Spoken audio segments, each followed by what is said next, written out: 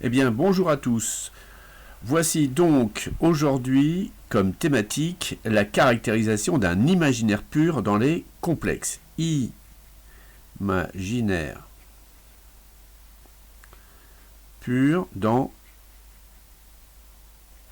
l'ensemble des complexes. Comment va se caractériser un imaginaire pur? Alors, on rappelle rapidement ce que c'est un imaginaire pur. Z donc appartient à l'ensemble des imaginaires purs qu'on note traditionnellement IR. Si Z, en fait, il s'écrit sans partie réelle. Donc c'est juste si Z s'écrit IB. Voilà, tout simplement. Alors, donc, la première caractérisation, ça y est, nous l'avons faite. Il faut que la partie réelle de Z soit égale à 0 pour que ça soit un imaginaire pur. La deuxième caractérisation pour que ce soit un imaginaire pur, qui est hyper intéressante, c'est de voir que, en fait, Z bar, eh bien, c'est l'opposé de Z.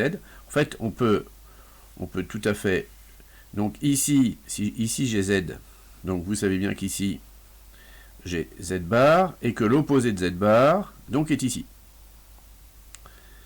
Donc là, j'ai l'opposé de Z bar. Et si jamais Z et Z bar sont égaux, eh bien, on est sur l'axe des ordonnées, donc on est bien en présence d'un imaginaire pur. Et troisièmement, donc si Z est non nul, parce que 0 est à la fois un imaginaire pur et un réel, si Z est non nul, eh bien, vous l'avez remarqué, si Z est égal à 0, parce que vous avez B qui est égal à 0, donc si Z est différent de 0, eh bien, à ce moment-là, il faut que l'argument de Z soit égal à pi sur 2 plus kpi, avec k dans Z.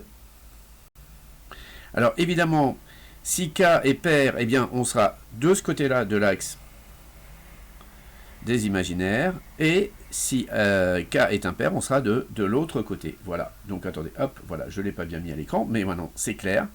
Donc, 3 caractérisations pour l'ensemble des imaginaires purs dans l'ensemble des nombres complexes. Voilà, à bientôt.